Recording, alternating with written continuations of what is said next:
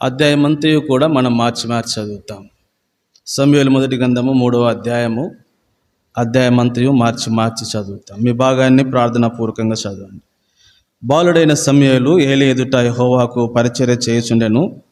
ఆ దినములలో యెహోవా వాక్కు ప్రత్యక్షమగుట అరుదు, ప్రత్యక్షము తరచుగా తటస్థించుట లేదు.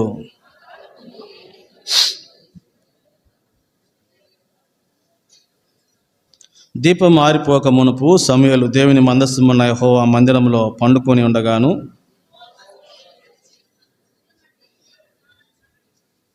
ఏలి దగ్గరకు పోయి, నీవు నన్ను పిలిచితివి కదా, నేను వచ్చి ఉన్నాను నేను. అతడు, నేను పిలవలేదు, పోయి పండుకోమని చెప్పగా అతడు పోయి పండుకొనెను.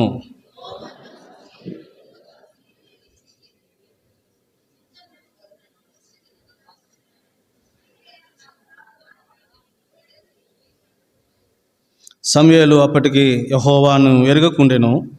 యెహోవా వాక్కు అతనికి ఇంకా ప్రత్యక్షము కాలేదు.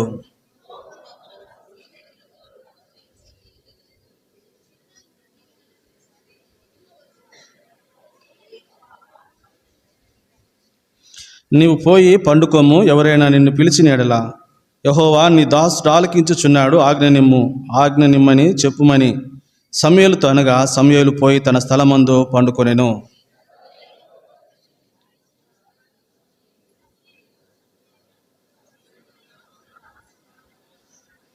అంతటి యెహోవా సమూయేలుతో ఇలాగు సెలవిచ్చెను, ఇశ్రాయేలులో నేను ఒక కార్యం చేయబోచున్నాను, దానిని వినువారందరి చెవులు గింగురుమనును.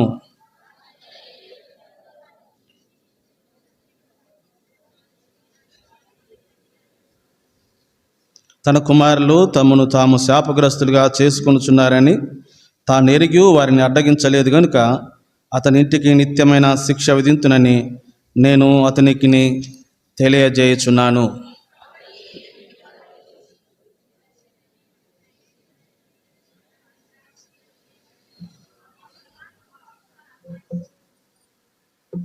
తరువాత సమూయేలు ఉదయం వరకు పండుకొని లేచి యెహోవా మందిర తలుపును తీసెను గాని భయపడి తనకు కలిగిన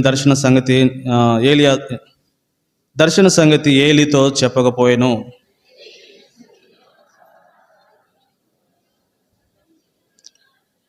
ఏలి, నీతో యెహోవా ఏమి చెప్పునో మరుగు చేయక దయచేసి నాతో చెప్పుము. ఆయన నీతో సెలవిచ్చిన సంగతుల్లో ఏదైనా నీవు మరుగు చేసిన ఎడల అంతకంటే అధికమైన కీడు ఆయన నీకు కలగజేయునుగాకని చెప్పగా,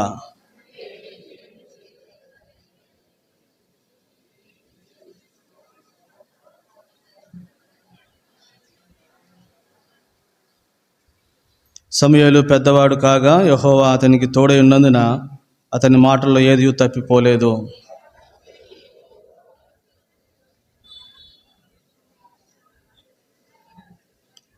మరి శిలోహులో యెహోవా మరలా దర్శనమిచ్చుచుండెను. శిలోహులో యెహోవా తన వాక్కు చేత సమూయేలునకు ప్రత్యక్షమగుచూ వచ్చెను. సమూయేలు మాట ఇశ్రాయేలులందరిలో వెల్లడి ఆయను. ప్రభు సాయం కొరకే ప్రార్థన చేస్తాం. ప్రేంగల తండ్రి, వందన స్తోత్రాలు. వ్యక్తిగతంగా ప్రభుని ఆరాధించే సమయాన్ని మీరు మాకు అనుగ్రహిస్తూ వచ్చారు. ఎవరికైతే సమయము అందుబాటులో లేక ఆరాధించలేకపోయారో మరొక తరుణం దయచేయండి. తిరిగి మా ఎదుట ఉంచబడిన బలను బట్టి మేము స్తుతిస్తున్నాం. అందులో మేము యోగ్యంగా ప్రవేశించినట్లు మీ వాక్యపు వెలుగులో మమ్మల్ని దర్శించమని ప్రార్థన చేస్తూ ఉన్నాం. దేవా, మీ వాక్యము మమ్మల్ని వెలిగించేది, మీ వాక్యము మమ్మల్ని బలపరిచేది, మీ వాక్యము బాధలను నెమ్మది కలిగించేది కనుక మరొకసారి మీ వాక్యం చుట్టూ చేరి వస్తుండగా మమ్మల్ని జ్ఞాపకం చేసుకునండి. మీ దాసుని ఆత్మాభిషేకం నుంచి బలపరచండి. యేసయ్య పరిశుద్ధ నామమున స్తుతించి ప్రార్థిస్తున్నాము తండ్రి, ఆమేన్. ఈ దినము 3వ అధ్యాయంలో సమూయేలును గూర్చినటువంటి స్టడీని మనము చూస్తాము. అయితే గత వారము నేను ఒక తలంపు హోఫ్ని ఫినెహాసును గురించి జ్ఞాపకం చేస్తూ వచ్చినప్పుడు సమయం లేదు కనుక నేను 4వ తలంపును జ్ఞాపకం చేయలేకపోయాను. దాన్ని మొదట జ్ఞాపకం చేసుకుని తర్వాత సమూయేలు యొక్క జీవితం యొద్దకు వెళతాం. గత వారం మనము హోఫ్ని ఫినెహాసును గురించి నేను 3 శ్రేష్టమైన తలంపులు జ్ఞాపకం చేస్తూ వచ్చాను. హోఫ్ని ఫినెహాసులు దేవుని యొక్క మందిరంలో ఉండి దేవుని ఎరుగనటువంటి వారిగా ఉన్నారు అని. రెండవదిగా, హోఫ్ని ఫినెహాసులు దేవుని మందిరము ప్రత్యక్ష గుడారంలో ఉండి కాబట్టి దేవుని సంబంధికులుగా కాకుండా ప్రకృతి సంబంధికులుగా, అపవాది సంబంధికులుగా ఉన్నారు అని జ్ఞాపకం చేశాను. మూడవదిగా, హోఫ్ని ఫినెహాసులో మిక్కిలి దుర్మార్గులై ఉన్నారు అని. ఎక్కడ దుర్మార్గులుగా వారు ప్రవర్తిస్తూ వచ్చారు అని అంటే, వారు దేవుని ఇంటిలో ఉండి దుర్మార్గముగా ప్రవర్తిస్తూ వచ్చారు అని నేను మూడో తలంపును జ్ఞాపకం చేశాను. ఆ దుర్మార్గతను గురించి నేను మీకు జ్ఞాపకం చేస్తూ వచ్చినప్పుడు ఇంగ్లీష్ వర్షన్ నుంచి 4 పదాలు మీకు జ్ఞాపకం చేశాను. ఒకటి, సన్స్ ఆఫ్ స్కౌండ్రల్స్ అని, వాళ్ళ దుష్ట సంతానము అని. రెండోదిగా, సన్స్ ఆఫ్ బెలియాలు పుత్రులు అని. మూడోది, వర్త్లెస్ పీపుల్, విలువ లేనటువంటి వారు అని. నాలుగోదిగా, సన్స్ ఆఫ్ కరప్టెడ్, అవినీతి పరులు అని. ఐదవదిగా, సన్స్ ఆఫ్ యూజ్లెస్, పనికి మాలినటువంటి సంతానము అని 5 పదాలు జ్ఞాపకం చేశాను. ఈ 5 మాటలు నేను మీకు జ్ఞాపకం చేస్తూ వచ్చాను. కాబట్టి కారణము చేత వారు దేవుని యొక్క ఇంటిలోనే ఉంటూ వారు మిక్కిలి దుర్మార్గులుగా ఉన్నారు అని నేను మీకు జ్ఞాపకం చేశాను. ఇప్పుడు నేను వారి గురించి నాకు 4వ తలంపు నేను ఇక్కడ చిన్నది జ్ఞాపకం చేసి ఆ తర్వాత సమూయేలు గురించి మనము జ్ఞాపకం చేసుకుంటూ వస్తాం. ఈ 5 సంగతులు అంటే వారు ఎలాగైతే దుష్టులుగా ఉన్నారో, వారు ఎలాగూ బెలియాలు పుత్రులుగా ఉన్నారో, వారు ఎలాగూ దేవుని ఇంట్లో విలువలేని వారిగా ఉన్నారో, వారు ఎలాగూ అవినీతి పరులుగా ఉన్నారో, వారు ఎలాగూ పనికిమాలినటువంటి వారిగా దేవుని ఇంట్లో ఉన్నారో, ఆ కారణమును బట్టి ఇప్పుడు వారి విషయమే నేను ఒక మాట జ్ఞాపకం చేస్తాను. ఇది 4వ తలంపు. సమూయేలు గ్రంథము 1వ గ్రంథము 2వ అధ్యాయము 17వ వచనం. అందువలన జనులు యెహోవాకు నైవేద్యము చేటయందు అసహ్యపడుటకు ఆ యవ్వనులు కారణమైరి. ఈ 5 కారణాలను బట్టి వీరు జనులు యెహోవాకు నైవేద్యం చేర్చుటయందు, అంటే ఇశ్రాయేలీలు నైవేద్యమును తీసుకొని ఎక్కడికి వచ్చేవాళ్ళు? ఆ ప్రత్యక్షపు గుడారం యొద్దరికి, ఆ షిలోహునకు, మందిరమునకు వచ్చేవాళ్ళు అనమాట. కాబట్టి ఆ షిలోహునకు ఇశ్రాయేలు ప్రజలు వస్తూ ఉన్నారు నైవేద్యమును తీసుకొని సంతోషంగా ప్రభువుకు అర్పించాలని, దేవుని యొక్క ఇంటిలో వాళ్ళు ఉండాలని, దేవుని ఇంట్లో గడపాలని, దేవుని ఇంటిలో వారు ఆ నైవేద్యమును తీసుకొని వచ్చి దేవునికి అర్పించి తద్వారా దేవుని యొద్ద నుంచి ఏదైనా మేలు పొందాలని ఇశ్రాయేలీలు అలాగూ వస్తున్నటువంటి సందర్భంలో ఇప్పుడు అందువలన జనులు యెహోవాకు నైవేద్యం చేర్చుటయందు అసహ్యపడుటకు ఆ యవనులు ఏమయ్యారంట అంటే, నేను ఈ తలంపు మీకు జ్ఞాపకం చేయాలనుకుంటున్నా. వీరి యొక్క ప్రవర్తనను బట్టి దేవుని యొక్క ఇంటిలోకి వచ్చేవారు వీరిని బట్టి వారు ఎలాగున్నారంట? అసహ్యపడ్డారంట. అంటే దేవుని ఇంటిలో ఇటువంటి ప్రజలు ఉంటారా? దేవుని ఇంట్లో ఇటువంటి బెలియాల్ లాంటి పుత్రులు ఉంటారా? దేవుని ఇంట్లో ఇటువంటి దుష్టులు ఉంటారా? దేవుని ఇంట్లో ఇటువంటి విలువలేనటువంటి వారు ఉంటారా? దేవుని ఇంట్లో అవినీతి పరులు ఉంటారా? దేవుని ఇంట్లో పనికిమాలిన వారు ఉంటారా అని ఆత్మీయంగా జీవించాలి అనుకున్నటువంటి ఆ ప్రజలు కూడా వీరిని బట్టి ఏమైపోయారంట? అభ్యంతరపడిపోయారంట. చూడండి వీరి జీవితం ఎట్లా ఉందో. కాబట్టి మనల్ని బట్టి మరొకరు ఏం కాకూడదు. మనం ఎవరికి కూడా మన యొక్క యాటిట్యూడు, మన యొక్క ప్రవర్తన, మన యొక్క నడవడిక, మన యొక్క భాష, కాబట్టి మన యొక్క ఏదైనా దేవుని యొక్క ఇంట్లో మరెవరికి కూడా మనం ఎలా ఉండకూడదు? అభ్యంతరకరముగా ఉండకూడదు అని. కాబట్టి దైవగ్రంథం ప్రభువైనటువంటి దేవుడు లూకా సువార్త 17వ అధ్యాయంలో ఇటువంటి ప్రజలను గురించి ఒక మాట అన్నాడు. చదవండి, లూకా సువార్త 17వ అధ్యాయం 1వ వచనం. ఆయన శిష్యులతో ఇట్లా, నేను అభ్యంతరములు రాకపోవట సాధ్యము కానీ అవి ఎవరి వలన వచ్చునో, కాబట్టి చూసారా, అవి ఎవరి వలన వచ్చునో వారికి ఇప్పుడు హోఫ్ని ఫినెహాసులు అట్టి శ్రమలోకి వెళ్ళారు. దేవుడు వారిని చంపదలిచినని రాయబడతా వచ్చింది. కాబట్టి అభ్యంతరకరం దేవుని ఇంటికి, దేవుని యొక్క ప్రజలకు ఎవరైనా కొత్తగా దేవుని నమ్ముకొని వద్దామని అంటే వీరిని చూసి దేవుని ఇంటికి రాకుండా ఏమైపోతున్నారంట, ఆగిపోతూ ఉన్నారు. ఎవరైనా ప్రభుని విశ్వసిద్దామనుకుంటే వీరి యొక్క ప్రవర్తనను చూసి కాబట్టి ఇలాగుంటారేమో క్రైస్తవులు అన్నట్లుగా దేవుని ఇంటికి రాకుండా ఆగిపోతూ ఉన్నారు. అంటే అభ్యంతరకరంగా. కాబట్టి అభ్యంతరములు రాక మానవు కానీ అవి ఎవరి వలన వచ్చిన వారికి శ్రమ. కాబట్టి మలాకి గ్రంథకర్త ఒక మాట అంటాడు 2వ అధ్యాయం 8వ వచనంలో. మలాకి గ్రంథము 2వ అధ్యాయము 8వ వచనం.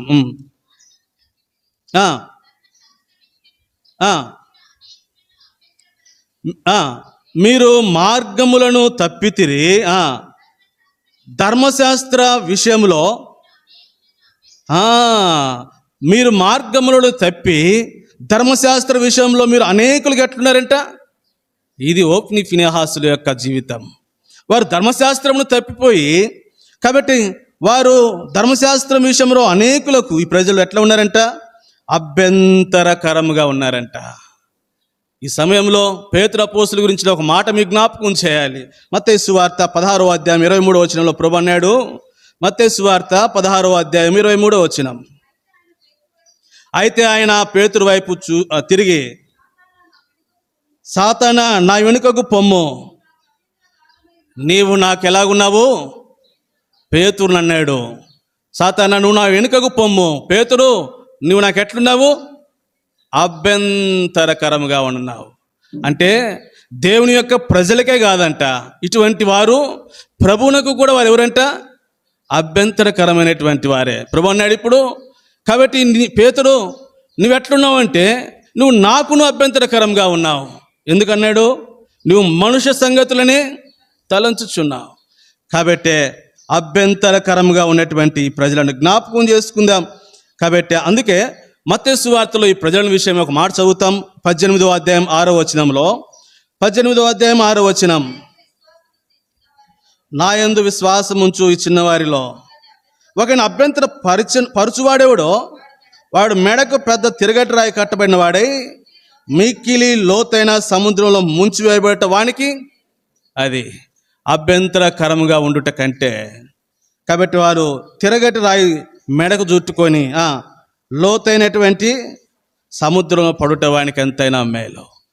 ప్రభు బలలో చేవేసినటువంటి సహోదరి, కాబట్టి నూతనంగా రక్షింపబడిన పిల్లలకి, దేవునిటికి వచ్చేవారికి, మరెవరికి నీవు నేను అభ్యంతరకరంగా ఉన్నామేమో ఆలోచన చేయి.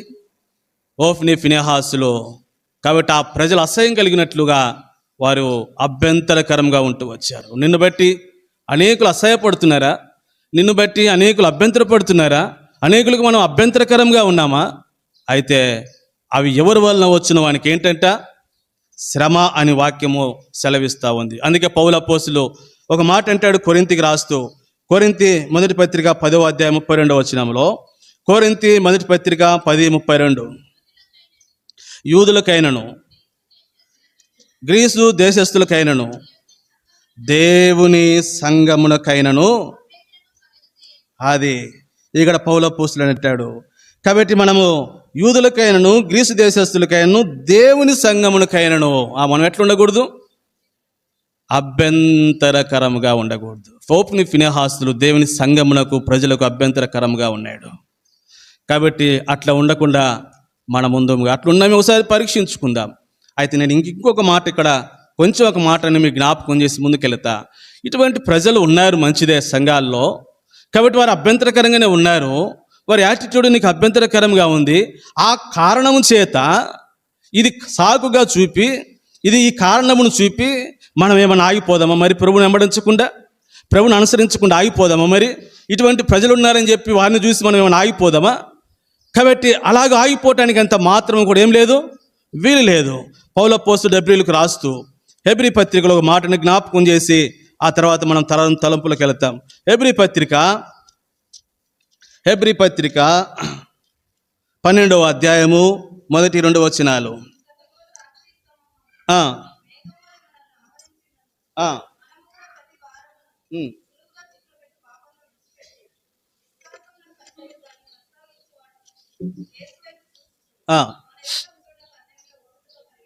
కాబట్టి మనం ఎవరి వైపు చూడాలంట? యేసు వైపు చూద్దాం. మనుషులు వీళ్ళ వైపు కాదు. కాబట్టి యేసు వైపు చూస్తూ మన విశ్వాస జీవితమును కొనసాగించి ముగించుదుముగా. కానీ కాబట్టి ఇది హోఫ్ని ఫినెహాసుని గురించినటువంటి మరొక తలంపు మీ మనసులో ఉంచుకునేది. ఇప్పుడు మళ్ళీ వస్తాము సమూయేలు మొదటి గ్రంథము. ఈ దినము సమూయేలుని గురించి కొన్ని మాటలు స్టడీని చేస్తాం. సమూయేలు మొదటి గ్రంథము 3వ అధ్యాయము. సమూయేలు మొదటి గ్రంథము 3వ అధ్యాయము.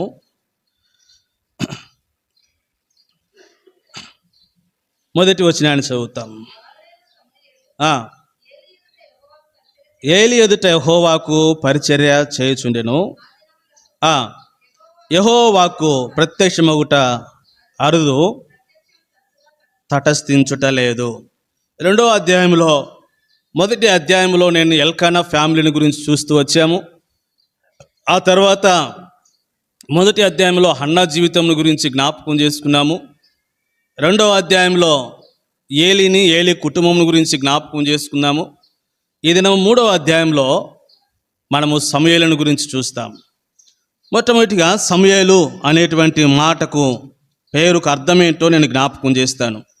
ఇదే సమూయేలు మొదటి గ్రంథము 1వ అధ్యాయము 20వ వచనం. సమూయేలుకు పేరు పెట్టకముందు ఆమె ఒక మాట అనింది. కనుక హన్న గర్భం ధరించి దినములు నిండినప్పుడు ఒక కుమారుని కని నేను యెహోవాకు మొక్కుకొని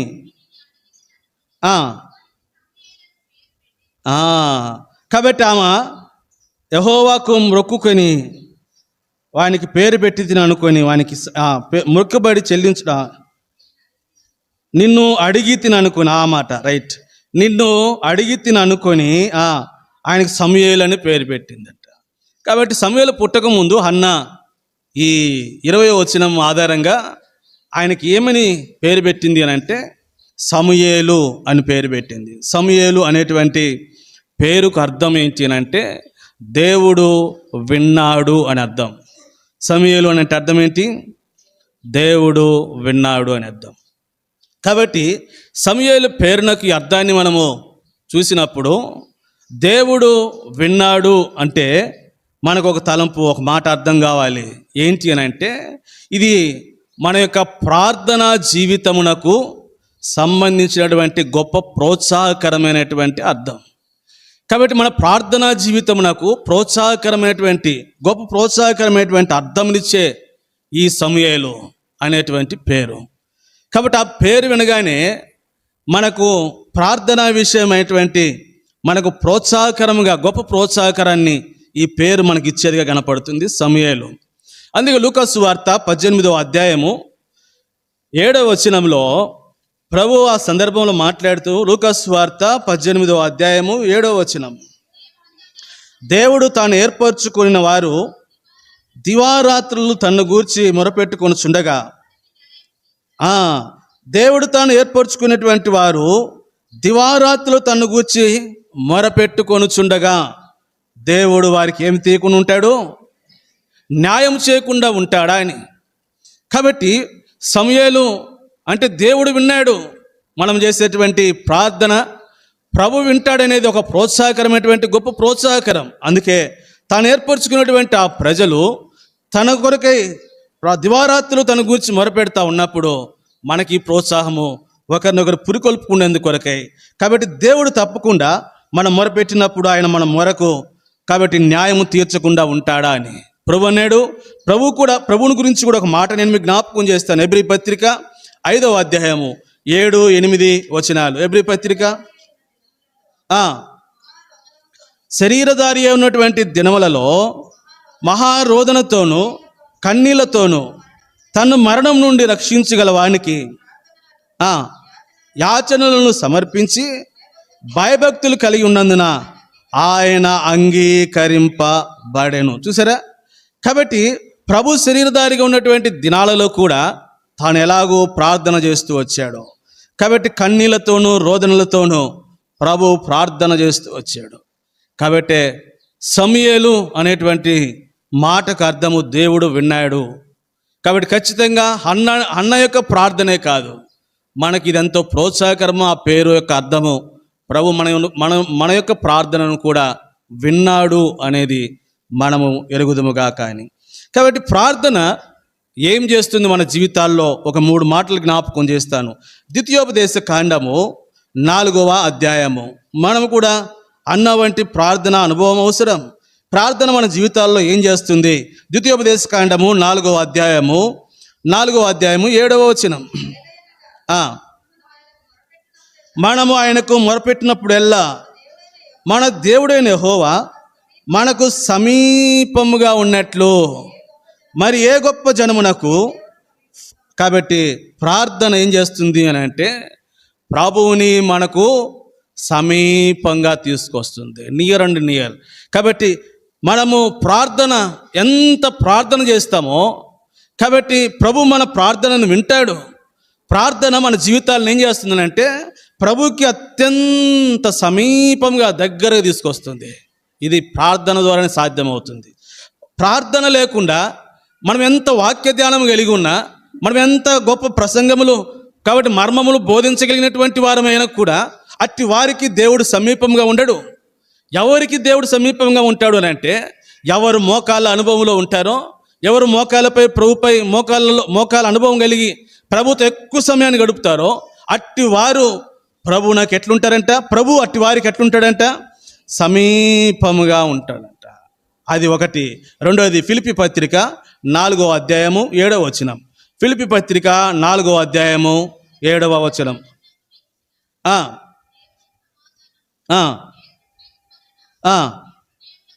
ఎప్పుడంట 6వ వచనం కూడా, దేన్ని గూర్చి చింతపడకుడు కానీ ప్రతి విషయంలోనూ ప్రార్థన విజ్ఞాపనముల చేత కృతజ్ఞత పూర్వకంగా మీ విన్నపములు దేవునికి తెలియచేయుడి.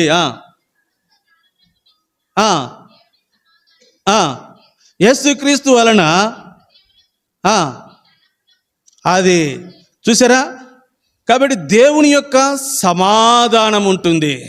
ప్రార్థన మనకి రెండవది ఏమిస్తుందంట, సమాధానమునిస్తుంది. కాబట్టి ఈనాడు ఇంత కలవరంలోనే ఉండు, మోకరించి ప్రభు సన్నిధికి వెళ్ళు.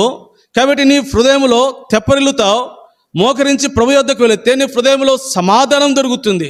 ప్రభు యొద్దకు వెళ్ళి మోకరించి ప్రభుతో చెప్తా ఉంటే, కాబట్టి ప్రభు యొద్ద కన్నీరు గారుస్తూ ఉంటే, ప్రభు యొద్ద నువ్వు మొర పెడతా ఉంటే కొంత సమయానికి ప్రభుని మొర విన్నాడు సమయాలు అంటే దేవుడు విన్నాడు, ప్రభుని మొరను వింటాడు. ఎక్కడ లేనటువంటి సమాధానం నీ హృదయంలో పొందుతావు కేవలం ప్రార్థన ద్వారానే. కాబట్టి ప్రార్థన ప్రభువును నీకు సమీపంగా తీసుకొస్తుంది. ప్రార్థన నీ హృదయంలో ఏం తీసుకుని వస్తుంది? సమాధానం తీసుకొస్తుంది. మూడవది మత్తయి సువార్త 26వ అధ్యాయము 41వ వచనం. 26వ అధ్యాయము 41వ వచనం.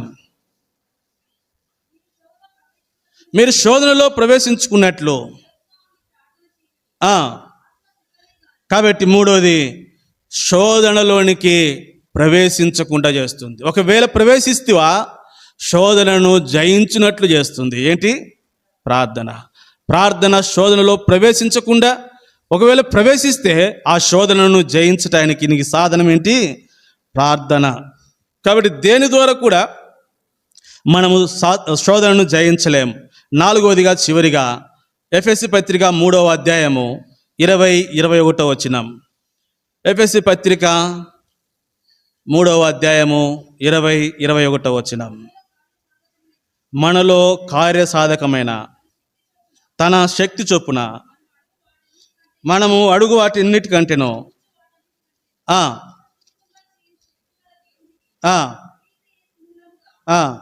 19 చదవండి ముందు.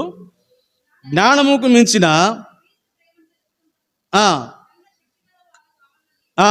ప్రార్థించుచు ఉన్నాము అన్న తర్వాత అక్కడ అన్నాడు ఏమనంటే, మనము అడుగు వాటికంటేనూ ఊహించు వాటికంటేనూ అత్యధికముగా.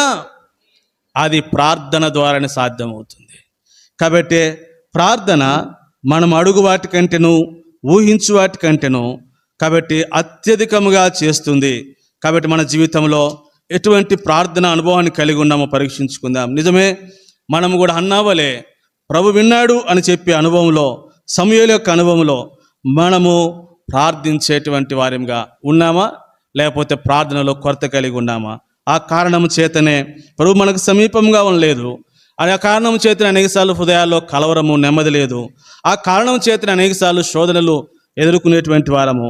ఆ కారణం చేతినే అడుగు వాటికంటే, ఊహించి వాటికంటే అత్యధికమైనటువంటి వాటిని ప్రభు యొద్ద నుంచి మనం పొందలేక పోవచ్చు ఉన్నాము అని.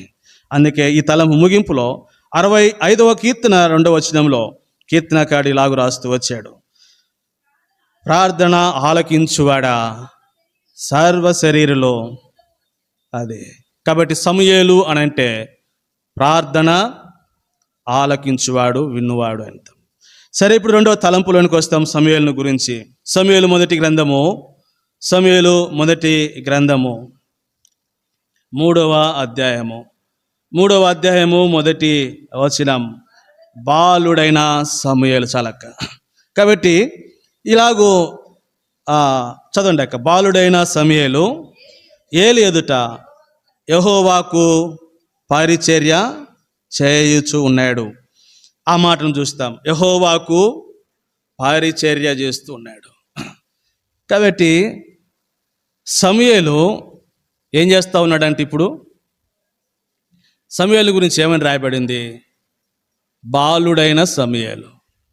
కాబట్టి చిన్నతనంలోనే సమూయేలు దేవుని ఇంటిలో పరిచర్య చేస్తూ ఉన్నాడు. మన బిడ్డలను కూడా సమూయేలుకు వలె దేవుని ఇంటిలో పరిచర్య కొరకే పంపండి. దేవుని ఇంట్లో పరిచర్య చేస్తే దేవుడు వారిని ఆశీర్వదిస్తాడు. దేవుని ఇంట్లో పరిచర్య చేస్తే దేవుడు వారిని దీవిస్తాడు. కాబట్టి దేవుని ఇంటిలోనికి పరిచర్య చేయడానికి మన బిడ్డలను అలవాటు చేద్దాం. కాబట్టి ఏ పరిచర్య అయినా కావచ్చు, దేవుని ఇంట్లో ఏ పనైనా చేయొచ్చు, ఏ పరిచర్య అయినా చేయొచ్చు. కాబట్టి దేవుడు మనకు ఒక జీవితం ఇచ్చాడు దేవుని ఇంట్లో పరిచర్య చేయటానికి. కాబట్టి సమూయేలు బాలుడుగా ఉండగా దేవుని ఇంట్లో ఏం చేస్తూ ఉన్నాడంట? పరిచర్య చేస్తూ ఉన్నాడు. సరే, నేను సమూయేలు ఈ పరిచర్య చేస్తూ ఉన్నప్పుడు నేను సమూయేలు గురించి ఒక మాట మీకు జ్ఞాపకం చేస్తాను. ఇక్కడ దేవుని ఇంట్లో పరిచర్య చేస్తూ ఉన్నప్పుడు అంతకంటే ముందు ఒక మాట రాయబడింది. ఏమని? ఏలి ఎదుట యెహోవాకు పరిచర్య చేస్తూ ఉన్నాడు. ఏలి ఎదుట. కాబట్టి సమూయేలు తానేదో నాకు పరిచర్య తెలుసు అని చెప్పి చేయట్లే కదా, యెహోవాకు పరిచర్య చేస్తున్నప్పుడు. కాబట్టి ఇప్పుడు ఎవరి యొద్ద ఉన్నాడు? ఏలి అంతకుముందే అక్కడ ఎలాగున్నాడు? యాజకుడిగా ఉన్నాడు. కాబట్టి బాలుడుగా ఉన్నాడు కనుక, కాబట్టి సీనియర్ అయినటువంటి ఏలి యొద్ద ఏం చేస్తూ ఉన్నాడు అని అంటే, ఆయన ఎదుట ఉండి యెహోవాకు ఏం చేస్తూ ఉన్నాడు? పరిచర్య చేస్తూ ఉన్నాడు. ఆ మాట సమూయేలు గురించి పదే చదువుతాం. 2వ అధ్యాయము 11వ వచనం.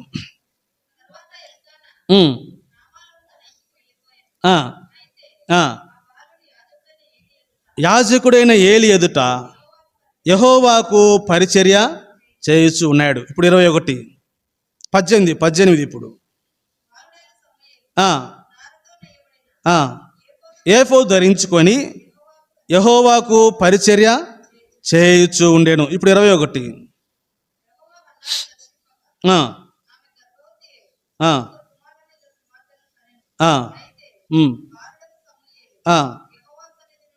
ఎదుగుచూ ఉండేను.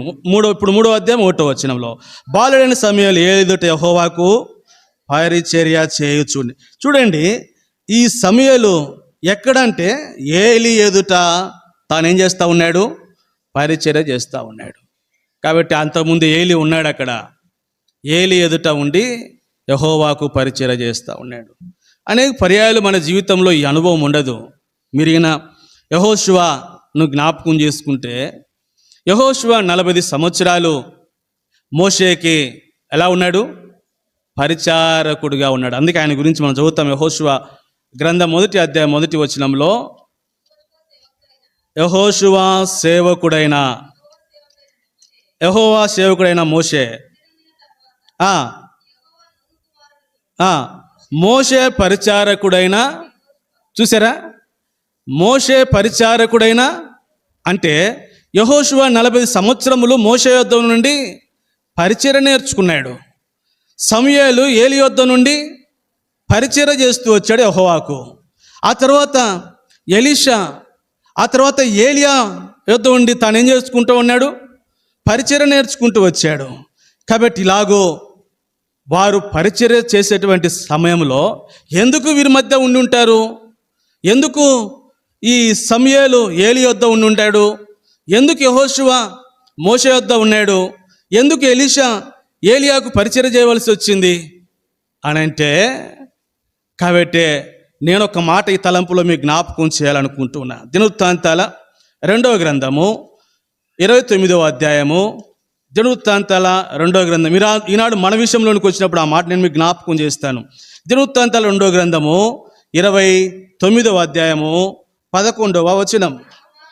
నా కుమారులారా, తనకు పరిచారకులై ఉండి ధూపం వేయుచుండుటకును తన సన్నిధిని నిలుచుటకును తనకు పరిచర్య చేయుటకు యెహోవా మిమ్మును, కాబట్టి ఈనాడు మనలను కూడా, కాబట్టి నా కుమారులారా, ప్రభునకు పరిచర్య చేయటానికి, ధూపం వేయటానికి, తన సన్నిధిలో నిలుచుని తనకు పరిచర్య చేయటానికి దేవుడు ఈనాడు మనల్ని కూడా ఏర్పరచుకున్నాడు. అయితే నియమం ఒకటి ఉంది. ఏంటో తెలుసా? కాబట్టి ఏలి యొద్ద సమూయేలు ఉన్నట్లు, మోషే యొద్ద యెహోషువ ఉన్నట్లు, ఆ తర్వాత ఎలీషా ఏలియా వద్ద ఉన్నట్లుగా మనము కూడా ఏం చేయబడితే రావాలి అనేదంటే, పౌలు అపోస్తలుడు తిమోతికి రాస్తూ ఒక మాట అన్నాడు. తిమోతి మొదటి పత్రిక 3వ అధ్యాయము 10వ వచనం. తిమోతి మొదటి పత్రిక 3వ అధ్యాయము 10వ వచనం. మరియు వారు మొదట పరీక్షింపబడవలెను, తర్వాత వారు అనిందులైతే పరిచారకులుగా ఉండవచ్చును. అందుకు వారు ఉన్నారు అక్కడ. ఏమనంట వాళ్ళు? మొదట వారు. కాబట్టి ఇప్పుడు ఏలి ఎవరిని పరీక్షిస్తూ వచ్చుంటాడు? సమూయేలుని. కాబట్టి మోషే యెహోషువని పరీక్షిస్తూ వచ్చాడు. ఆ తర్వాత ఏలియా ఎలీషాని పరీక్షిస్తూ వచ్చి ఉంటారు. మొదట వారు ఏం చేయబడాలా? పరీక్షింపబడాలా. పరీక్షింపబడితేనే సరిపోదంట. పరీక్షింపబడిన తర్వాత వారు అనిందులుగా తేలాల, అలిందులుగా తేరాల. ఆ తర్వాత వారు ఎలాగ ఉండొచ్చు అంట? పరిచారకులుగా ఉండవచ్చు. కాబట్టి ఇదే సమూయేలు గురించి నేర్చుకునేటువంటి 2వ ప్రాముఖ్యమైన తలంపు. ఈనాడు పరీక్షింపబడటానికి ఇష్టపడము. కాబట్టి పరిచారకులుగా వచ్చేస్తాం ముందుగానే. కాబట్టి పరిచారకులు అంటే రక్షింపబడితే చాలు, ఆ తర్వాత బాప్టిజం తీసుకుంటే చాలు అనుకుంటాం. కాబట్టి పరిచర్య చేయడానికి ఈ 2 సరిపోతాయి అనుకుంటాం. ఈ 2 పరిచర్యకు సరిపోవు. పరిచర్యలోనికి నువ్వు రావాలి, పరిచర్య చేయాలి అని అంటే అది ఏ విధమైనటువంటి పరిచర్య అయినా సరే, ఆ పరిచర్య నీకు నష్టం కాకుండా, ఆ పరిచర్య ద్వారా నీకు ఏమాత్రం నష్టం సంభవించకుండా, ఆ పరిచర్య నీకు ఆశీర్వాదకరంగా ఉండాలి అని అంటే ఆ పరిచర్య విషయమై ఏలి వంటి వారి వద్ద, మోషే వంటి వారి వద్ద, ఆ తర్వాత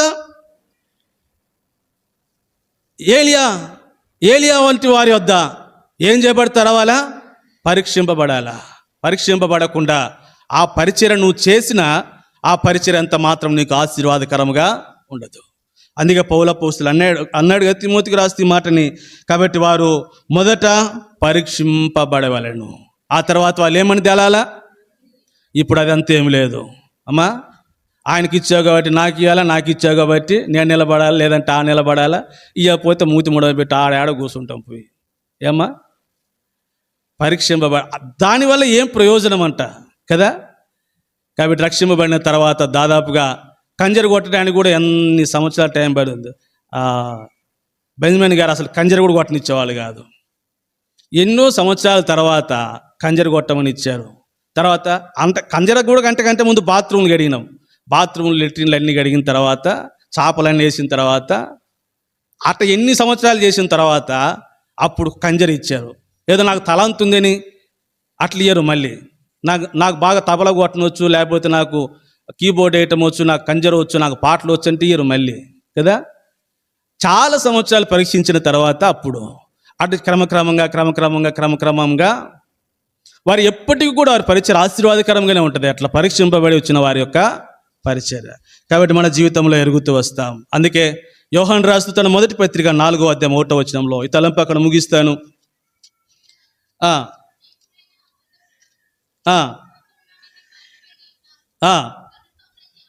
కనుక ప్రతి ఆత్మను నమ్మక ఆ ఆత్మలు దేవుని సంబంధమైనవో కావో అది ఎందుకు పరీక్షింపబడాలా? అసలు వీడు దేవుని సంబంధే కాదా? ఈ ఆత్మ దేవుని సంబంధమైందా కాదా, వీడు అసలు రక్షింపబడ్డా లేదా, కాబట్టి ఏమైనా పెళ్లి కోసం వచ్చాడా ఏమా కదా, దేనికోసం వచ్చాడు వీడి ఇంటెన్షన్ ఏంటి అనేది పరీక్షింపబడాలి కదా. కొంతమంది వస్తారు యవనస్తులు, మన వాళ్ళు మంచోళ్ళు లేండి, మన యవనస్తులు కదా, పెళ్లి కోసం వస్తారు కదా, పెళ్లి కోసం వచ్చి బ్యాప్టిజం తీసుకొని అలాగ తర్వాత తెలుస్తుంది మాకు, అమ్మ వీళ్ళు పెళ్లి కోసం బ్యాప్టిజం అంటాయి అంటే ఇంక మేమేం చేసాం అప్పటికి, ఉత్తరవాది నువ్వే ప్రభువునకి. కాబట్టి ఆత్మలు కాబట్టి ఏం చేయబడాలంట, దేవుని సంబంధమైనవి కావో పరీక్షించబడిన తర్వాత పరిచయం అప్పగింపబడుతుంది. అప్పటి వరకు మనం ఏం చేయాలా, కనిపెట్టుకునే ఉండాలా. ఆ ఓర్పు ఆ సహనము కనిపెట్టుకోవడం లేకపోతే ఊరికనే ఎదురు కనపడి వచ్చి పరిచర్యకు రావాలని ముందు నెట్టుకుంటూ వచ్చి పరిచర్యకు వస్తే దానివల్ల ఏ ప్రయోజనము ఉండదు, దానికి నువ్వు లెక్క అప్పగించాలా. కాబట్టి రెండోది, సమూయేలు ఏలి ఎదుట ఏం చేయబడ్డాడు, పరీక్షింపబడతా వచ్చాడు పరిచారకునిగా. నేను మూడో తలంపుని జ్ఞాపకం చేస్తాను. సమూయేలు మొదటి గ్రంథము 3వ అధ్యాయము, సమూయేలు మొదటి గ్రంథము 3వ అధ్యాయము మొదటి వచనం. బాలుడైన సమూయేలు చాలక్క, ఇక్కడ సమూయేలు గురించి ఒక మాట చదువుతున్నాం. ఏమనంటే బాలుడైన సమూయేలు. ఈ పదము పదే పదే మనకు కనపడుతుంది. మనం ఇందా చదివినటువంటి మాటలన్నింటిలో కూడా 11వ వచనంలో బాలుడైన సమూయేలు అని ఉంది. ఆ తర్వాత మనము 18వ వచనంలో బాలుడైన సమూయేలు ఉంది, 21లో ఉంది, ఆ తర్వాత 26లో ఉంది, ఇప్పుడు 3లో కూడా ఉంది బాలుడైన సమూయేలు అని. సరే, నేను ఈ మాట మన తలంపు కొరకు అర్థమయ్యే దాని కొరకు, కాబట్టి బాలుడైనటువంటి సమూయేలు అనే మాటని, కాబట్టి ఈ సమూయేలు ఎట్లా ఉన్నాడు అంటే శిశువుగా నేను ఒక మాట ఇక్కడ జ్ఞాపకం చేస్తాను. బాలుడు అన్నప్పుడు సమూయేలు తన జీవితంలో తన చుట్టూ ఉన్నటువంటి హోఫ్ని ఫినెహాసులు ఉన్నారు, ఆ తర్వాత ఏలి ఉన్నాడు కళ్ళు మందగించి. కాబట్టి జరుగుతున్నటువంటి దుష్టత్వమును చూస్తూ కూడా ఏం చేయలేనటువంటి పరిస్థితుల్లో, కాబట్టి బాలుడుగా ఉండేటువంటి సమూయేలు తాను ఆ దుష్టత్వం విషయమై ఏమాత్రమును కూడా సహించినటువంటి వాడుగా కనపడలే. నేను ఇంకో మాట మీకు జ్ఞాపకం చేస్తే, కాబట్టి యోసేపుని గురించి ఒక మాట చదువుతాం. తన అన్నల యొక్క చెడుతనం అంతటిని కూడా ఎక్కడ తీసుకుని వచ్చేవాడు అంటే చెడుతనమును సహించినటువంటి వాడు. ఇప్పుడు సమూయేలు బాలుడుగా ఉన్నప్పుడే తన జీవితంలో ఆ మాట మనకు అర్థమవుతుంది. కాబట్టి నేను శిశువుగా ఉన్నప్పుడు, బాలుడుగా ఉన్నప్పుడు, నేను ఒక మాట పేతురు మొదటి పత్రికలో చదివితే, పేతురు మొదటి పత్రిక 2వ అధ్యాయము, దేనిలో బాలుడుగా ఉన్నాడు సమూయేలు అనేది. పేతురు మొదటి పత్రిక 2వ అధ్యాయము మొదటి 3 వచనాలు. ప్రభు దయాళుడని మీరు రుచి చూచి ఉన్న ప్రకారము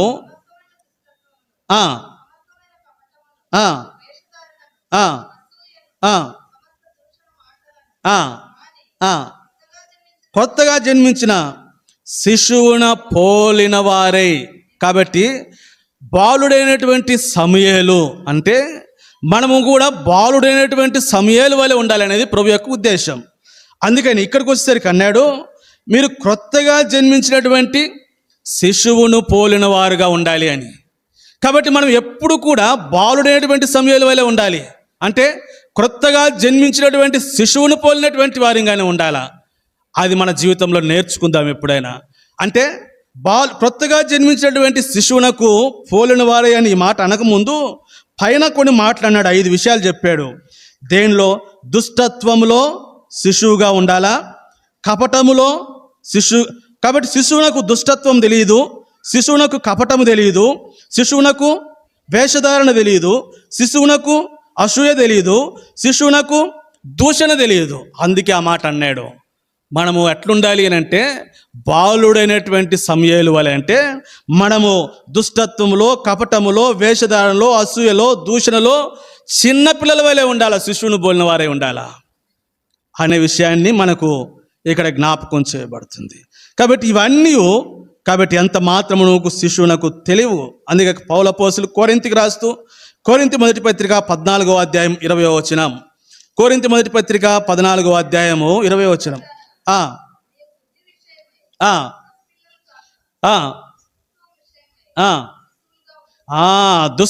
దుష్టత్వము విషయమై, అది బాలుడైన సమూయేలు అంటే అక్కడ దుష్టత్వం చేస్తున్నటువంటి వారు ఉన్నా కూడా ఆ దుష్టత్వం విషయంలో సమూయేలు ఎట్లున్నాడంట? బాలుడిగా ఉన్నాడు. మనం కూడా దుష్టత్వం విషయంలో ఎట్లుండాలంట? బాలులముగా ఉండాలనే మాటని కాబట్టి మనం ఇక్కడ జ్ఞాపకము చేయబడుతూ ఉన్నాం. అట్లా మనమున్నట్లు ప్రభు మనకు సహాయము చేయనుగాక. కాబట్టి దుష్టత్వం విషయంలోను, కపటం విషయంలోను, వేషధారణ అసూయ విషయంలోను మనము బాలురముగా ఉందుము అని. కాబట్టి ఆ ముగింపులో ఆ మాట జ్ఞాపకం చేశాను. ఏంటి అని అంటే, మనము దుష్టత్వం విషయమై ఎట్లుందాము? శిశువులుగా ఉందాం. కాబట్టి ఇది 3వ తలంపు. 4వ తలంపు సమూయేలు మొదటి గ్రంథము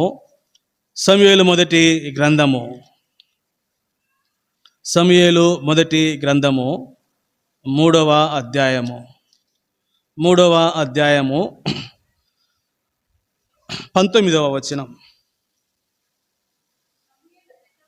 సమూయేలు పెద్దవాడు కాగా యెహోవా అతనికి తోడై ఉన్నందున అతని మాటలలో ఏదియో తప్పిపోలేదు. The Lord with Samuel as he grown. తెలుగులో అయితే పెద్దవాడు కాగా అని ఉంది. అయితే ఇంగ్లీష్లోకి వచ్చేసరికి సమూయేలు ఏమయ్యాడంట? పెరిగిన పెద్దవాడయ్యాడంట. పెద్దవాడే అంటే ఎదిగిన వాడిగా ఉన్నాడు. ఒక మాట చెప్పాలంటే ఎదిగినటువంటి వాడిగా ఉన్నాడంట. తెలుగులో అయితే పెద్దవాడైనాడని ఉంది. ఇంగ్లీష్లోకి వచ్చినప్పుడు సమూయేలు ఎదిగాడు అని. అందుకే అర్థం కావటానికి ఆ మాట 2వ అధ్యాయము 21వ వచనంలో చూస్తాం.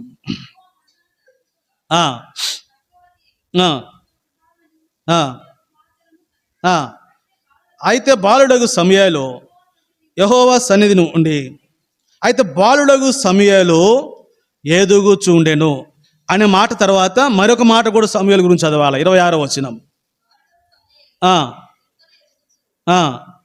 చూసారా? బాలుడైన సమూయేలు ఇంకను, కాబట్టి గ్రోన్, కాబట్టి ఇంకా ఏమవుతున్నాడంట?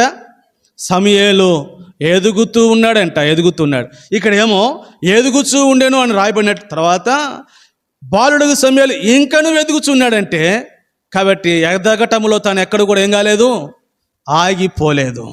కాబట్టి ఇప్పుడు సమూయేలులో ఉన్నటువంటి 4వ ప్రాముఖ్యమైన సంగతి ఏంటి అని అంటే, సమూయేలు ఏమవుతున్నాడంట?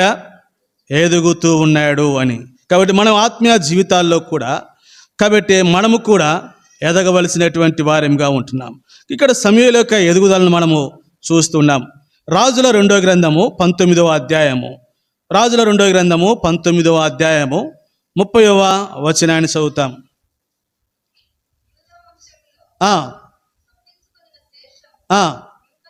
ఇంకను క్రిందికి వేరు తన్ని, కాబట్టి యూదా వంశంలో ఉన్నటువంటి వారు కిందకు వేరు తన్ని మీదికి ఎదుగుతూ ఉన్నట్లుగా ఉంది. ఇక్కడ కీర్తనకారుడు 144వ కీర్తన 12లో 144వ కీర్తన 12వ వచనం.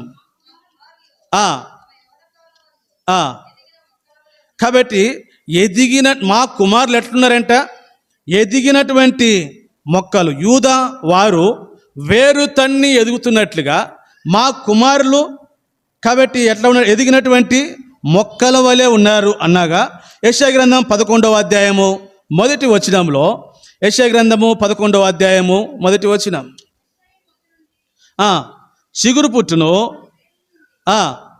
కాబట్టి యెషయా మొద్దు నుండి ఎదిగి ఫలించినట్లుగా చిగురు పుట్టి ఆ తర్వాత ఎదిగినట్లుగా, ఆ తర్వాత 37వ అధ్యాయము 31వ వచనం, 37వ అధ్యాయము 31వ వచనం,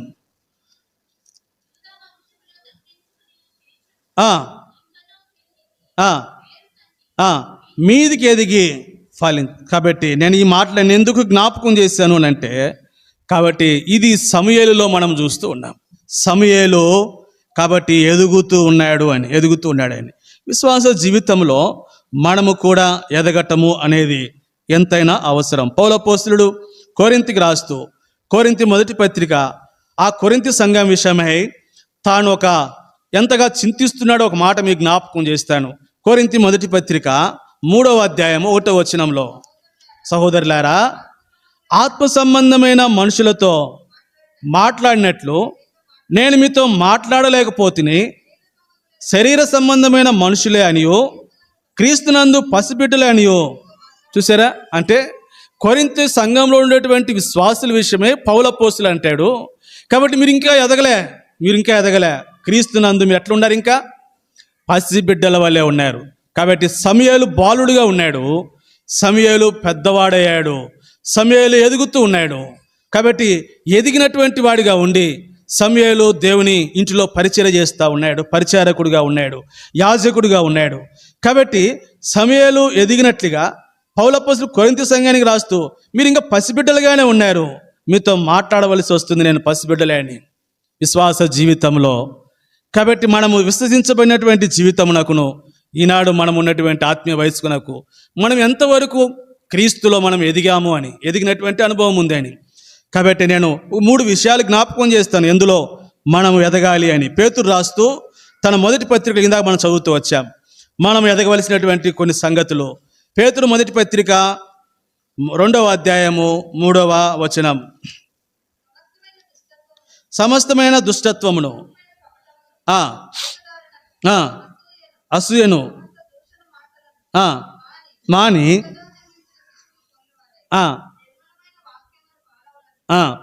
రక్షణ విషయములో. కాబట్టి మొట్టమొదటిగా దేంట్లో ఎదగాలంట? రక్షణ విషయంలో ఎదగాలంట. రక్షింపబడ్డం మంచిదే, అయితే ఆ రక్షణ యొక్క లోతైనటువంటి అనుభవంలోనికి మనం వెళ్ళాలి. కాబట్టి రక్షింపబడినటువంటి దినాలు ఎట్లున్నాయో నేడు అదే అటువంటి పరిస్థితి విశ్వాస జీవితంలో కనపడుతుంది. ఎట్లా తెలుస్తుంది మనకి రక్షణలో ఎదిగాడా లేదా అని? ఎట్లా తెలుస్తుందమ్మా? వారు చేసేటువంటి ఆరాధన, వారు చేసేటువంటి ప్రార్థన కదమ్మా. కాబట్టి వీటన్నిటిని బట్టి వారు రక్షణలో ఎదిగారో లేదో మనకు అర్థమవుతూ ఉంది. కాబట్టి ఒకటి రక్షణలో వెతకాలంట. రెండోది పేతురు 2వ పత్రిక 3వ అధ్యాయం 18వ వచనం. పేతురు 2వ పత్రిక 3వ అధ్యాయం 18వ వచనం.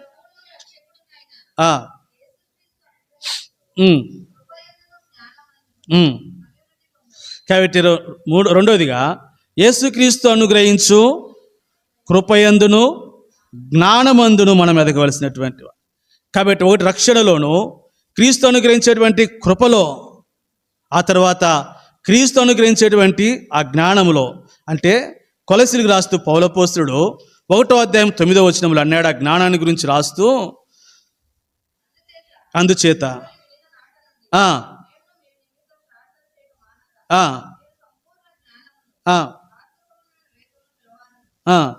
ఆయన చిత్తమును పూర్ణముగా గ్రహించిన వారిని దేవుని విషయమైనటువంటి జ్ఞానమందు. కాబట్టి దేవుని విషయమైన జ్ఞానమందు మనం ఏం కావాలా? ఎదిగామా? మరి దేవుని విషయమైనటువంటి జ్ఞానములో మనం ఎదిగామా అని.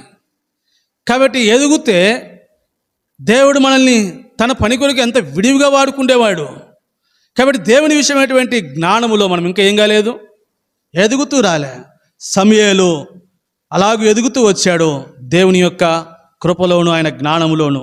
కాబట్టి మనము మన యొక్క రక్షణలోను, ఆయన యొక్క కృపలోను, ఆయన అనుగ్రహించేటువంటి జ్ఞానములోను ఎదగవలసినటువంటి వారే. 4వది ఫిలిప్పీకి రాస్తూ పౌలు అపోస్తలుడు 1:9 అన్నాడు. ఫిలిప్పీ పత్రిక 1వ అధ్యాయం 9వ వచనం.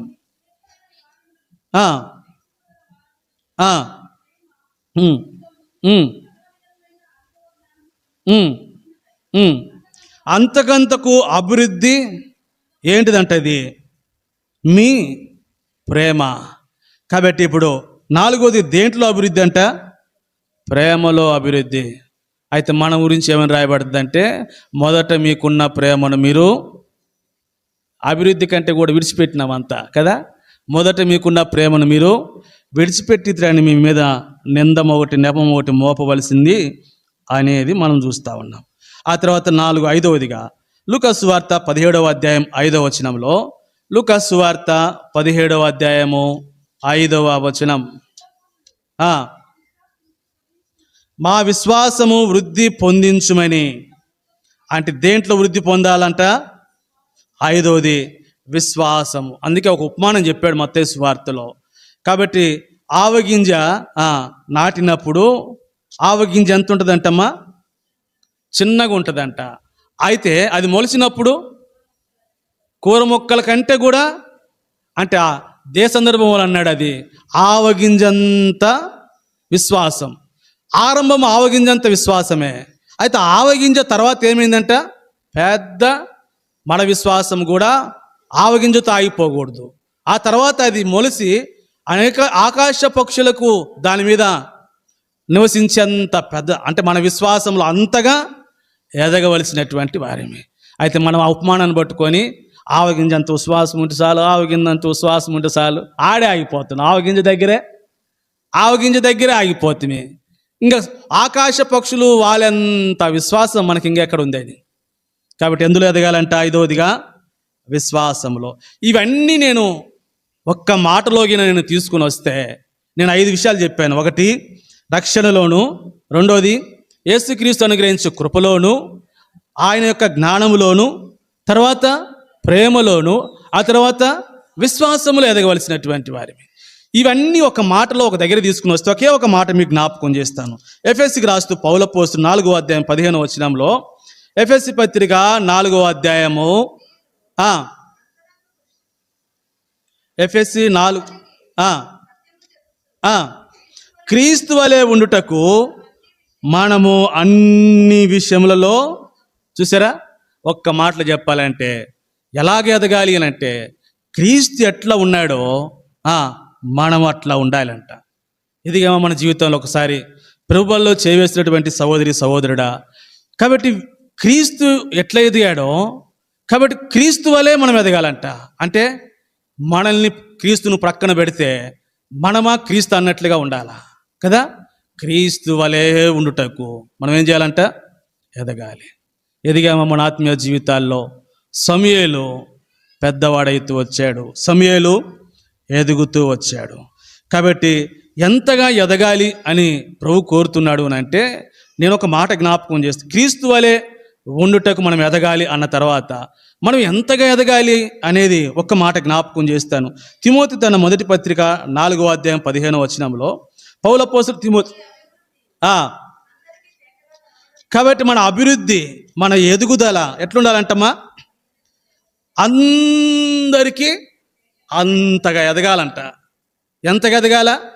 మనం ఆత్మీయంగా క్రీస్తు వలె ఉన్నాము అన్న సంగతి ఇదిగో ఈ సహోదరి, ఇదిగో ఈ సహోదరుడు క్రీస్తు వలె ఎదిగాడన్న సంగతి అందరికీ తెలియాలంట. అందరికీ తెలియాలంట. ఏమని? క్రీస్తు వలె ఎదిగాడన్న సంగతి తెలియాల్సింది కదా. అది తెలియకుండా ఇంకో ఈ సహోదరుడు అంటే పలాని ఆమె ఆయన అంటే పలాని గుర్తు రాకూడదు. ఆ మాట చదవక మళ్ళీ ఒకసారి. మన అభివృద్ధి, మన ఎదుగుదల అందరికీ ఎలా ఉండాలంట? తేటగా కనపడుతూ రావాలంట. తేటగా మనం ఎట్లా మన అభివృద్ధి క్రీస్తు వలె ఎదిగినట్లుగా అభివృద్ధి అందరికీ తెలియాలి. ఎదుగుదల, మన ఎదుగుదల. అవును, ఈ సహోదరుడు మొదట ఆరాధన కూడా చేయలేకపోయాడు, వాక్యం చెప్పలేకపోయాడు. ప్రభు ఎంత గణపరిచి వాడుకుంటున్నాడో చూడు. ఎంతగా అది కదా ఎదుగుదలంటే. ఎంత పరిచయం చేస్తున్నాడు, ఎంతగా ఉన్నాడో. అసలు బిడియం ఉండేది, మాట్లాడలేడు. ఇప్పుడు చూడు, అది ఎదుగుదల. క్రీస్తు వలె మన ఎదుగుదల ఏం కావాలంటే అందరూ ఇంకో మాట కూడా జ్ఞాపకం చేస్తా. యెషయా గ్రంథము 61వ అధ్యాయం మన ఎదుగుదల ఇంకా ఎట్లుండాలా? 61వ అధ్యాయం 9వ వచనం. 61వ అధ్యాయం 9వ వచనం. జనములలో వారి సంతతి తెలియజేయబడును, జనముల మధ్యను వారి సంతానము ప్రసిద్ధి నొందును. వారు యెహోవా ఆశీర్వదించిన జనమనియు వారిని చూచిన వారందరూ కూడా అంతగా ఎదగాలి. ఎంతగా ఎదగాలంట? జనములలో వారి సంతతి తెలియజేయబడాలంట. జనముల మధ్య వారి సంతానం ఎట్లా కావాలంట? ఎట్లా ప్రసిద్ధి అంటే వీరు క్రీస్తు వలె ఉన్నారన్న సంగతి ప్రసిద్ధి కావాలా. ఇంకేమంటాడు? వారు యెహోవా ఆశీర్వదించిన ధనమని వారిని చూసిన వారందరూ కూడా ఒప్పుకోవాలా. అది ఎదుగుదలంటే. ప్రభు బలలో చేవేస్తున్నటువంటి సహోదరి సహోదరుడా, ఒక్కసారి పరీక్షించుకో నీ ఎదుగుదల ఎట్లుందో. సమూయేలు ఏమయ్యాడంటే ఇప్పుడు బాలుడిగా ఎట్లున్నాడు నేను జ్ఞాపకం చేశాను. ఆ తర్వాత సమూయేలు ఎదుగుతూ వచ్చాడు, పెద్దవాడైతూ వచ్చాడు అన్న సంగతి. చివరిగా 5వ తలంపు చిన్న మాట జ్ఞాపకం చేసి అక్కడే ముగిచ్చేస్తాను. మొదటి సమూయేలు గ్రంథము 3వ అధ్యాయము మొదటి సమూయేలు గ్రంథము 3వ అధ్యాయము మొదటి వచనాన్ని చదువుతాం. బాలుడైన సమూయేలు ఏలి ఎదుట యెహోవాకు పరిచర్య చేయుచుండెను. ఆ దినములలో యెహోవా వాక్కు ప్రత్యక్షమగుట అరుదు, ప్రత్యక్షము తరచుగా. ఆ మాట విచారకరమైనటువంటి సంగతి నేను 5వ తలంపులో మీకు జ్ఞాపకం చేయాలనుకుంటున్నాను. కాబట్టి సమూయేలు దినాలలో కాబట్టి యెహోవా వాక్కు ప్రత్యక్షమగుట అరుదంట, ప్రత్యక్షము తరచుగా. ప్రభు యొక్క ప్రత్యక్షత లేకపోతే, గమనించండి, ప్రభువేగిన మనకు ప్రత్యక్షం కాకపోతే, ప్రభుగిన ప్రత్యక్షత రాకుండా ఆయనగిన మరుగైపోతే ఎంత విచారకరమైన దినాలు అవి జ్ఞాపకం చేసుకోండి. సమూయేలు దినాలలో కాబట్టి యెహోవా వాక్కు ప్రత్యక్షమగుట అరుదు. నేడు అదే దినాలు కాబట్టి వస్తున్నాయి, రాబోతున్నాయి, ఉన్నాయి అన్న సంగతిని మేము మీకు జ్ఞాపకం చేయాలనుకుంటున్నా. ఆమోసు గ్రంథము 8వ అధ్యాయము, ఆమోసు గ్రంథము 8వ అధ్యాయము 11వ వచనం. రాబో దినములయందు దేశములో నేను క్షామము పుట్టింతును, అది అన్నపానములు వలన క్షామము కాక యెహోవా మాటను వినకపోవటం వలన కలుగు. ఇదే యెహోవా వాక్కు. కాబట్టి ఏ క్షేమం అంట? దేవుని యెహోవా మాట, యెహోవా మాట.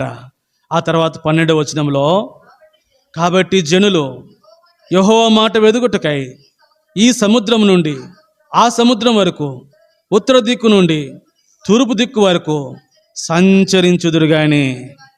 అది ప్రియ సహోదరి సంగమా, యెహోవా వాక్కు ఇక మనకు కనపడదు, అరుదుగా కాబోతుంది.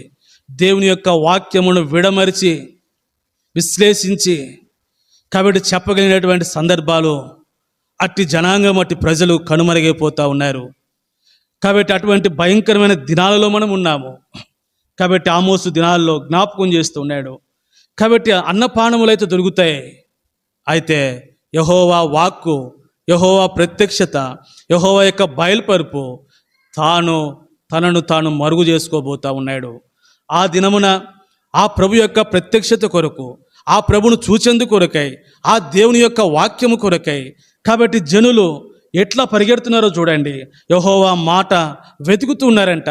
ఎక్కడైనా ఆయన మాట దొరికిద్దేమో, దొరికినప్పుడేమో కాబట్టి విశ్లేషించుకోకుండా, దొరికినప్పుడేమో హృదయంలో భద్రపరుచుకోకుండా, దొరికినప్పుడేమో నిర్లక్ష్యంగా ఉంటిమి, దొరికినప్పుడేమో కాబట్టి లెక్కలేనితనంగా ఉంటిమి, దొరికినప్పుడేమో పలు విధాలుగా వారిని బాధలకు శ్రమలకు గురి చేస్తూ ఉంటిమి. ఇప్పుడు ఆ ప్రజలే కనుమరుగైపోతూ ఉంటే యెహోవా వాక్కు ప్రత్యక్షమవుట ఏమైందంట? అసలు తటస్థించటమే లేదంట సమయంలో. ఎందుకు కారణం చెబుతున్నాడు ఇప్పుడు ఆమోసు గ్రంథంలో. ఇప్పుడు 13వ వచనాన్ని 13-14 వచనాలు కూడా చదువుతాం. ఆ దినమందు చక్కని కన్యకలను యవనులను దప్పు చేత చూసారా ఏమవుతారంట? ఆ దినమందు చక్కని కన్యకలు యవనులు సొమ్మసిల్లుతారండి. వారు ఎంత దైవ గ్రంథంలో ఏమని చదువుతాం మనము? ఎవరును బలవంతులు, దేవుని యొక్క వాక్యం మీలో. కాబట్టి యవనులు బలవంతులైతే ఇక్కడ అంటాడు కాబట్టి చక్కని కన్యకలు యవనులు దప్పి చేత. ఎందుకంట? యెహోవా వాక్కు కోసము తూర్పు నుండి పరమడ, ఉత్తరం నుంచి దక్షిణ ఏమైనా దొరికిద్దేమో తిరిగి తిరిగి తిరిగి తిరిగి తిరిగి యవనులు కన్యకలు ఏమైపోతున్నారంట? సొమ్మసిల్లిపోతూ ఉన్నారు. యెహోవా ప్రత్యక్షత ఇక అరుదు కాబోతుంది. ఆయన ఇంకా ప్రధాన ప్రత్యక్షతను కాడుగా తను తాను మరుగు చేసుకోబోతూ ఉన్నాడు. కాబట్టి ఆ ఏలి దినాలలో, సమూయేలు దినాల్లో ఆ ప్రత్యక్షత అరుగా ఉన్నట్టు అట్టి భయంకరమైన దినాలు మరెంతో కాలం లేవు సహోదరి. చేతులు జోడించి సవినయంగా మీకు మనవి చేస్తూ ఉన్నాను. దేవుని యొక్క వాక్యాన్ని మీకు అందుబాటులో ఉన్నప్పుడు దాని విషయమైన నిర్లక్ష్యంగా ఉండొద్దని మీకు ఎంతగానో మనవి చేస్తూ ఉన్నాను. ఇప్పుడు 14వ వచనాన్ని చదువుతున్నా. సోమ్రోను యొక్క దోషమునకు కారణమగు దానికి తోడనియో చాలక్క, సోమ్రోను యొక్క దోషమునకు కారణమగు దాని తోడనియో. దానికి ఏం తోడైందంటమ్మా? సోమ్రోను యొక్క దోషములు. ఇప్పుడు అదే సందర్భం కాబట్టి ఆ హోఫ్ని ఫినిహాసుల యొక్క దోషమును కాబట్టి దేవుని యొక్క వాక్యం అక్కడ ప్రత్యక్షమవటానికి ఏమైంది? ఇప్పుడు అరుదైంది. అందుకే ఈనాడు దేవుని యొక్క వాక్యము ప్రత్యక్షమవటం చాలా అరుదుగా కనపడుతున్నటువంటి ఈ దినాలలో ఆమోసు గ్రంథము 8:14 వచ్చిన మనం చదివిన తర్వాత సోమ్రోను యొక్క దోషము కారణమైతా ఉంది. ఇటువంటి అప్పుడు దేవుని యొక్క ప్రత్యక్షత లేకపోతే, దేవుని యొక్క వాక్యమే లేకపోతే, ఓ విశ్వాసి, అక్కడ స్త్రీలు, కన్యకులు, యవనస్తులు ఎలాగూ సమస్యలిపోయారో చూడు. ఆ వాక్యమే మనకు లేకపోతే, మత్తయి సువార్త 4వ అధ్యాయం 4వ వచనంలో ఒక మాట చదువుతాం. ప్రభు అన్నాడు, మత్తయి సువార్త 4వ అధ్యాయము 4వ వచనం, మనుషుడు రొట్టె వలన మాత్రం కాదు కానీ దేవుని నోట నుండి వచ్చు ప్రతి మాట వలన, ఆ దేవుని యొక్క ప్రత్యక్షతే లేకపోతే ఇక మనం జీవించుట ఎట్లు, మనం బ్రతుకుట ఎట్లు? అందుకే సొమ్మసిల్లిపోయేటువంటి ఆ దినాలు రాబోతా ఉన్నాయి. కీర్తనకారుడు 43వ కీర్తన 3-4 వచనాలు. 43వ నీ వెలుగును, నీ సత్యమును అవి నాకు త్రోవ చూపుతాయి. అవి నీ పరిశుద్ధ పర్వతమునకు నీ నివాసం నన్ను తోడుకొని. ఇప్పుడు అదే లేకపోతే, కాబట్టి ఎవరు నాకు త్రోవ చూపుతారు? ప్రభు యొక్క ప్రత్యక్షత వాక్యమే లేకపోతే, కాబట్టి అవి నాకు ఎవరు త్రోవ చూపుతారు? ఎవరు నీ పరిశుద్ధ పర్వతమునకు నివాస స్థలములను ఎవరు తోడుకొని పోతారు? 4వ వచనం, నేను దేవుని బలిపీఠం వద్దనుకును, నాకు ఆనంద సంతోషం కలగచేయు దేవుని వద్దకు. ఆ ప్రత్యక్షత లేకపోతే ఎవరు, ఎలాగూ? భయంకర దినాలు రాబోతా ఉన్నాయి. సోదరి, దుష్టత్వమును విడిచిన వారమై ఆ వాక్యము కొరకై మనము ఎంతగానో వేగిరి పడదాం కాక. మోకరించండి, మనల్ని పరీక్షించుకొని